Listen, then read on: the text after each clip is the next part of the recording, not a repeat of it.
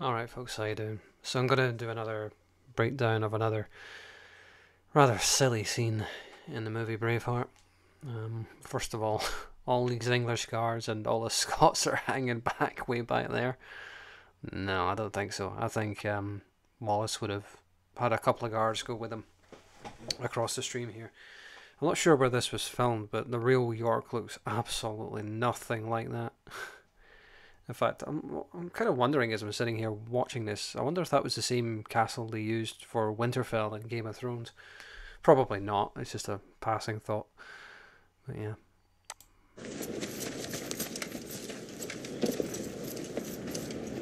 I am the Princess of Wales. I come as the king's servant and with his authority. Yeah, like I pointed out in the last video, you wouldn't invest the English king's authority into a French princess. Not unless that was his wife, which is what was the case in real life. As I pointed out in the last video, Isabella is a stand-in here for Queen Margaret of France.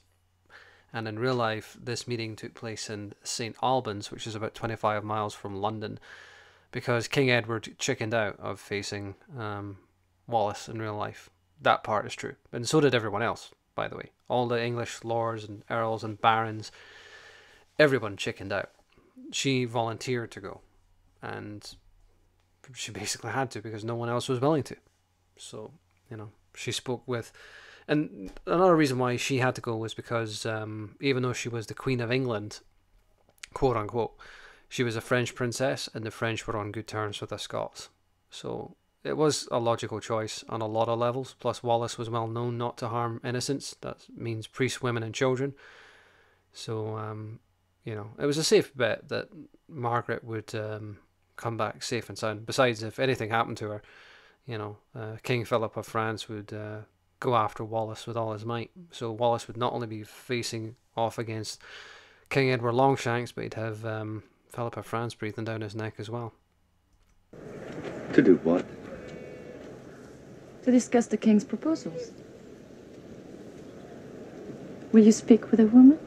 This is slightly inaccurate. Longshanks didn't really have any proposals to offer Wallace at this time. It's kind of like when the Germans invaded Russia in the Second World War, when Stalin disappeared in his dacha for a few days.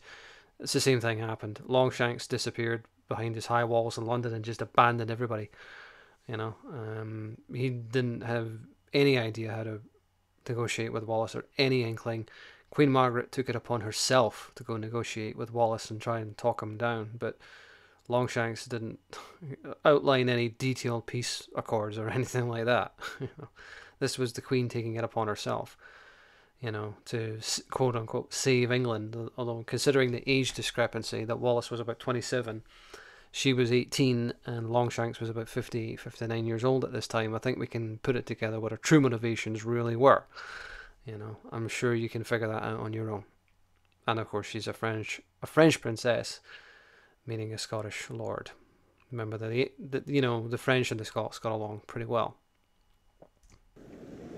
So I'm sure secretly the French princess was, had a wry smile on her face about what Wallace had done to England, even though she was the Queen of England. But, politics is complex that way. The French and the English, they don't like each other an awful lot, and back then, even less so.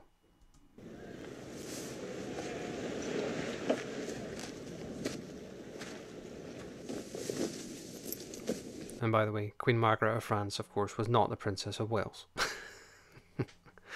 That would have belonged to Isabella in real life sometime after this, when she married King Edward II. But that was long after these events.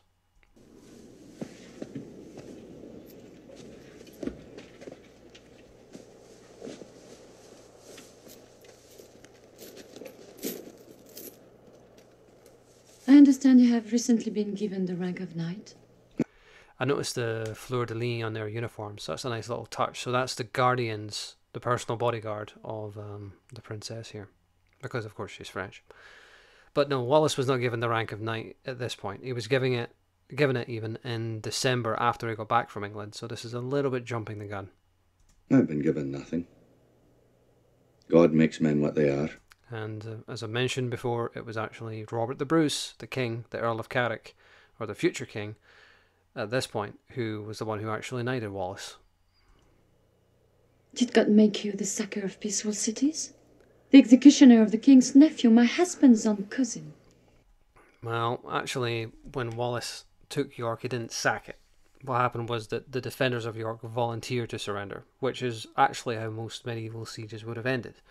The two sides would have came together, negotiated, and struck a deal because it simply wasn't worth it to sack a city most of the time. And just a side point here, in my Wallace novels, I never used the word city. That was a purposeful choice. I always used the word village or town. I never ever used the word city. It's just a thing that, like, this time there wasn't really any such thing. I don't think, not as we would understand it today. So I just thought that the word town was a lot more appropriate. As for the defenders of York, I didn't see anything to suggest that the town was defended by anyone who was royal at all. So that's just kind of made up. York was the staging point for every invasion of my country. Is that true in real life? Probably, but I'd say Carlisle was much more of a target than York. It's closer to the Scottish border, for one thing. King Robert the Bruce went after it. I know that at least once, that I can remember off the top of my head, and I think it was right after Bannockburn as well, to keep the momentum going. But I'd say Carlisle would be a lot better target than York. York's a lot further into England. Probably not as instrumental. The Carlisle plot was hatched in Carlisle, which connects into something that Wallace is about to say here in a minute. And that royal cousin hanged innocent Scots, even women and children, from the city walls. As for the whole idea of hanging Scots from city walls, I never read anything about that in the Wallace novels. In the Henry the Minstrel's version of things. William Wallace Robin Hood revealed, based on that. Never really heard of anything like that happening, except for at the barns at Ayr. That's where they hung the lords of Scotland, but just randomly hanging Scots off the walls. Maybe that happened at Berwick in 1296, but I don't remember anything like that. It was just a wholesale slaughter, So no, this is kind of made up. Well, Longshanks did far worse the last time he took a Scottish city. This is a direct reference to what I was just talking about, the sack of Berwick in 1296. Sanguinarius homo indomitus est, et sempedicens mendatium. Ego nunquam pronunciare mendatium. Sed ego sum homo indomitus. Oh, he absolutely was in real life. Wallace was a one-man tank. He was a murdering savage at times. I'm not going to say that he wasn't, because that would be a lie. But also, Wallace did speak Latin in real life. I know that for a fact. He probably spoke French too, because he spent a lot of time at the French court. On 2 occasions he was there for at least a month. So yeah, he was probably multilingual. Well, no, he was definitely multilingual, but did he speak French? Very likely. Very likely. Remember, he was a minor noble, so probably would have had contact with French speakers at some point, and he was quite well educated in real life. That should not be a surprise that he can speak Latin. It shouldn't be, but Oh, français, si vous préférez. Or if you want to speak in French. You ask your king, to his face. Ask him. You see if his eyes can convince you of the truth. I don't think a French princess would need to look in an English king's eyes to know whether or not he had committed atrocities. Remember, you're talking to, in the movie, the princess, in real life, the queen. She would have known everything he did. Queen Margaret, that is. In real life, she would have been well aware, of exactly what her husband was up to. They were said to have a good relationship, actually, according to sources I've read. According to the source, Wallace had, Robin Hood revealed, I'd say it's a lot more tempestuous than people might imagine. But, I don't think there would have been many secrets from the Queen. She would have known. She wouldn't have had to look in anyone's eyes to know whether they were telling the truth or not. She would have had her own servants and Probably would have had her own spy networks and all that. You know, she would have known everything. There's no question about that.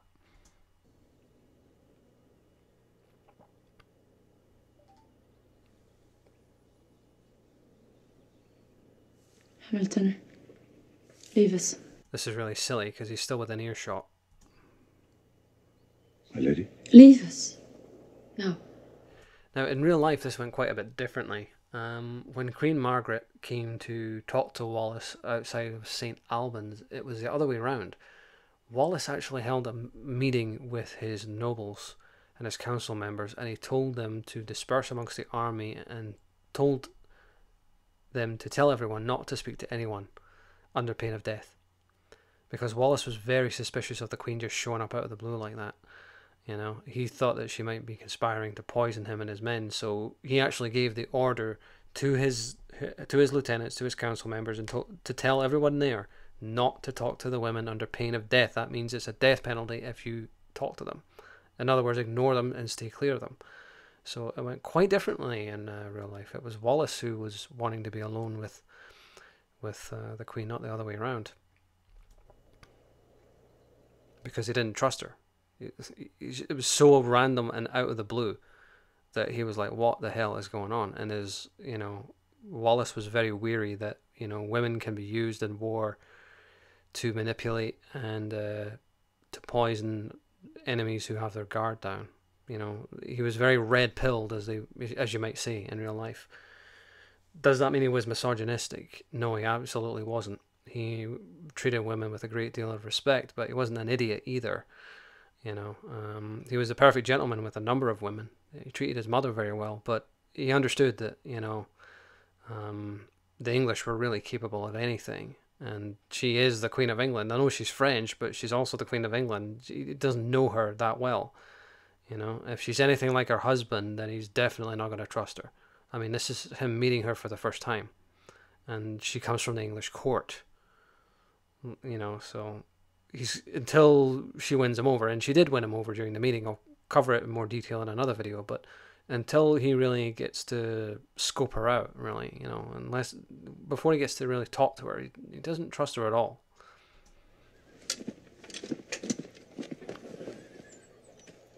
And this whole idea of like people hiding behind curtains and stuff, it's just a pure Hollywood trope, And no way those guards would leave either. In reality, in real life, according to the minstrel's account, the Queen came with no guards at all, which seems a little incredulous until you bear in mind that, who she was would have protected her. The fact that she had connections to the French court as well. I mean, if anything had happened to her, King Philip would have gone after Wallace 10 times worse than Longshanks, But in real life, if the guards had been there, I don't think they would have left, No way. Let us talk plainly. You invade England, but you cannot complete the conquest so far from your shelter and supply. The king desires peace. I love this look at his face, like, really? In real life, the real Wallace was just as surprised when Queen Margaret told him that. He was like, what? Really? Don't think so.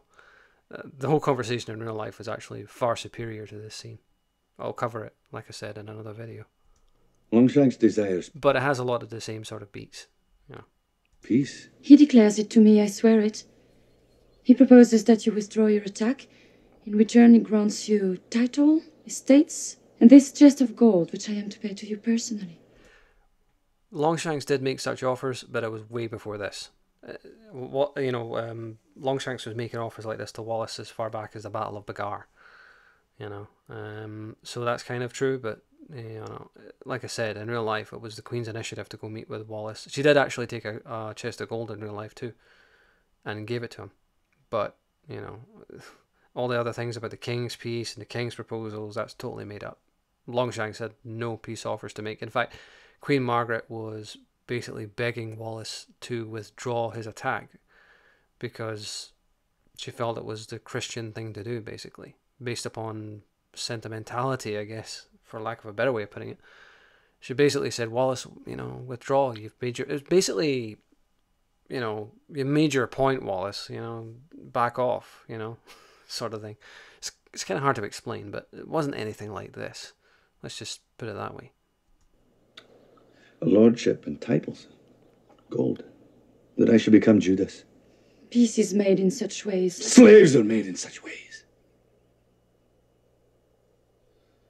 The last time Longshanks spoke of peace, I was a boy. And many Scottish nobles who would not be slaves were lured by him under a flag of truce to a barn where he had them hanged. Not really true at all. There were no English forces in Scotland when Wallace was a boy. You know, that never happened. But the part about luring the Scottish nobles into a barn and hanging them, that did happen. The hangings of the Barons of Ayr. They lured, I believe it was about 360 Scottish nobles. I'm going off the top of my head in terms of the number, but I'm sure it was about that. Over 300. And Wallace was supposed to be amongst them. And a lot of his Crawford relatives, the ones on his mother's side, were hanged that day, including his uncle Sir Ranulph Crawford. In exchange for that, Wallace waited until the English got drunk at night, had his niece and her friends lock them in the barns and get them hopelessly drunk. And he had his men set them on fire and burned 5,000 of them alive. Brutal stuff, man. But no, what you see here in Braveheart is a very, very toned down version of what happened in real life. And the timeline's totally different. I was very young. But I remember Longshanks' notion of peace. Well, that's impossible because he wasn't even in the country when you were young. Well, at least not that young. But, you know, the burning of the barns happened when Wallace was like 26 or 27. You know. I understand you have suffered. I know about your woman. Now, this is the most accurate part of the scene in comparison to what really happened in real life. This is kind of accurate. It's sort of accurate. But even this part has its problems.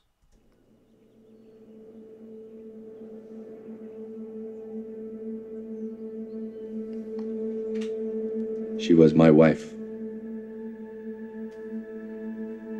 We married in secret because I would not share her with an English lord. Now, whether Wallace was married in secret or not, I'm not sure. I don't think so, because prima nocta wasn't actually a thing in real life. He wouldn't have had to have married her secretly. He was reluctant to, because he felt like he had to finish the war off first before he could concentrate on his marriage. Which showed, you know, that he wasn't totally ruled by his heart. You know, he did have common sense as well. He knew he couldn't really do both, but he married her regardless. And it couldn't have been that secret, because the Sheriff of Lanark, Heselrig, knew about it. You know. So, I don't think it was secret in real life. And her name was Marion Braidfoot, by the way. And they had a daughter. The Wallace lineage lived on after him. He had grandchildren and things like that. He killed her to get to me. That's the opposite of what happened. In real life, Marion voluntarily stayed behind to let them go free. You know, she opened the gate and stayed behind and was captured. And they didn't actually realize it until they managed to get to safety, and then they realized, where the hell's Marion? And they realized, oh shit, she's still back there. So what you see happening in the movie is kind of the opposite of what happened in real life. But she was murdered.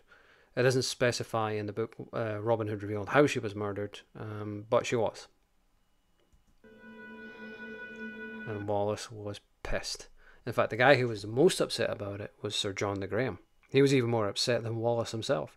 And Wallace had to calm him down. He said, Sir John, it's done. She's gone. There's nothing we can do about it. And that night, they snuck back into Lanark and burned the whole fucking place down, basically. Wallace, how Heselrig met his end in real life was quite a bit worse than what we see in the movie here. Wallace burst into his house and snapped his neck and threw him down the stairs. That's how he really died. I have never spoken of it. And a lot of Englishmen died that night too. He's never spoken of it? If he never spoke of it, it's because everyone was there and saw it for themselves. But, you know, dramatic license. I don't know why I tell you now, except... In real life, Wallace actually wept in front of the Queen when he was talking about his wife. So he was even more emotional in real life than what you see here. But this next part is nonsense. I see her strength in you. Now that makes still no sense whatsoever. What would a Scottish peasant girl, you know, in the movie, have in common with a French princess? They wouldn't even speak the same language, they wouldn't dress the same, they wouldn't think the same, they wouldn't be similar in any way whatsoever. But Marion Braidfoot in real life was of a high level family, possible nobility or minor nobility, I'm not quite sure. I got the impression that the Braidfoots were probably higher than the Wallaces in the social hierarchy, so it seemed that Wallace was kind of punching above his weight, you know. Would Marion Braidfoot really have anything in common with Queen Margaret of France, though? Again, no, not really. They might have spoke the same languages up to a point, but no. Even a Scottish noble lady wouldn't really have much in common with a French princess and an English queen, you know. So it's kind of nonsensical. I think this was just thrown in there. It feels very forced to me. It feels shoehorned, just to keep the female members of the audience awake in between all the battle scenes, you know.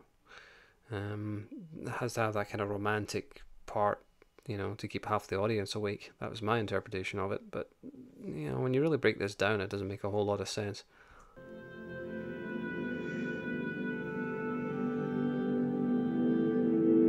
One day, you'll be a queen. She was already a queen in real life.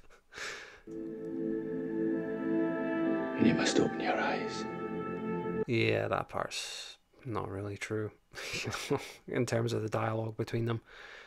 But she did win him over in real life, Queen Margaret. She did manage to gain Wallace's trust. He still didn't fully trust her after the meeting. She brought food with her, and when they sat down to eat afterwards, Wallace wouldn't allow anyone to eat before her. He basically said, "You go first, and then I'll trust you." And he did it politely. You know, he said, "It's not that we don't trust you, it's just that we, well, don't trust you." I'll cover it in another video. It's kind of quite amusing, actually. But she did manage to win him over, and she spoke very highly of Wallace when she got back to the English Parliament, much to the irritation of her cuckolded husband, no doubt. But, you know, that also the meeting with Queen Margaret opened the doors for France, for Wallace, opened the doors to France for Wallace, I should even say, because Queen Margaret reported back to her brother, King Philip the Fair, exactly what Wallace was like when she met him. And that was what opened the door for Wallace on the continent. You know, these sort of things were important. You know, you had to make a good impression. You tell your king that William Wallace will not be ruled, and nor will any Scot while I live.